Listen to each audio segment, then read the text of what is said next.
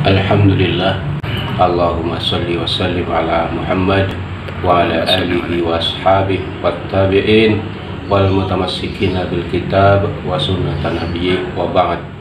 Izinkan kami menyampaikan sesuatu yang mudah-mudahan bermanfaat.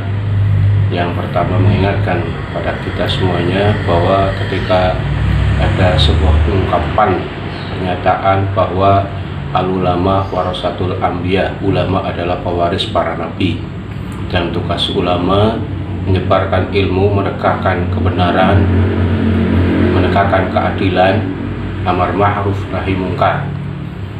Kemudian di sisi lain bahwa al-ulama sirajuz zaman, ulama adalah penerangnya zaman.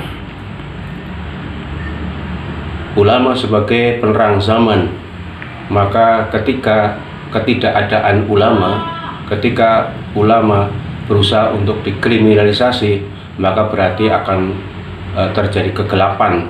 Zaman itu akan terjadi kegelapan. Ketika ulama sudah dikriminalisasi, maka akan terjadi suatu kebatilan yang merajalela, karena sudah tidak ada lagi yang amar ma'ruf nahi mungkar, dan kegelapan yang akan muncul karena penerangnya sudah ditumbangkan. Dan ulama juga sebagai al-ulama al-junnah, al-ulama junnah, ulama adalah sebagai tameng. Jadi karena ulama sebagai tameng berada di garda paling depan ketika menghadapi berbagai persoalan, maka ketika terjadi kriminalisasi berarti membiarkan kehancuran akan terjadi, dan berarti berani memusuhi Allah, karena ulama juga adalah sebagai tentara-tentara Allah. Maka mengkriminalisasi ulama berarti mengkriminalisasi tentara-tentara Allah, maka berarti akan berhadapan dengan Allah. Siapa yang berani menghina ulama, mengkriminalisasi ulama, maka dia akan dilaknat oleh para malaikat dan dilaknat oleh Allah tabaraka wa ta'ala. Maka ketika terjadi pada saudara kita, kepada ustadz kita Ismail Yusanto, itu akan berusaha untuk dikriminalisasi dengan alasan itu sebagai pendakwah khilafah, padahal khilafah itu juga adalah ajaran Islam, dan menyebarkan ajaran Islam itu adalah perbuatan dakwah, dan dakwah itu dibenarkan, dan itu berarti juga tidak bertentangan dengan undang-undang dan dilindungi undang-undang.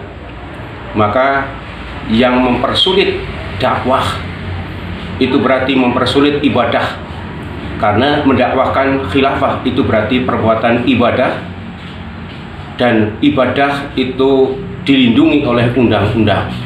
Hanya mereka-mereka yang anti undang-undang saja yang mengkriminalisasi orang-orang yang mendakwahkan khilafah, mendakwahkan Islam. Karena khilafah itu adalah sistem yang diturunkan oleh Allah tabaraka wa ta'ala.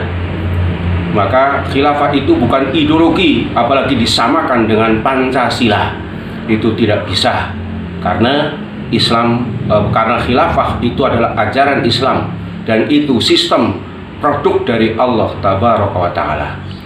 Maka mari kita bersatu padu, wahai kaum muslimin, di mana saja kita berada, kita tegakkan syariat Allah, kita tegakkan khilafah untuk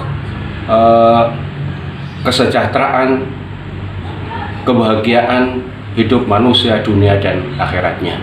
Segera itu saja yang dapat sampaikan. Semoga orang-orang yang ingin mengkriminalisasi disadarkan oleh Allah atau dibinasakan sekalian oleh Allah tabaraka wa ta'ala. Amin ya rabbal alamin. Assalamualaikum warahmatullahi wabarakatuh.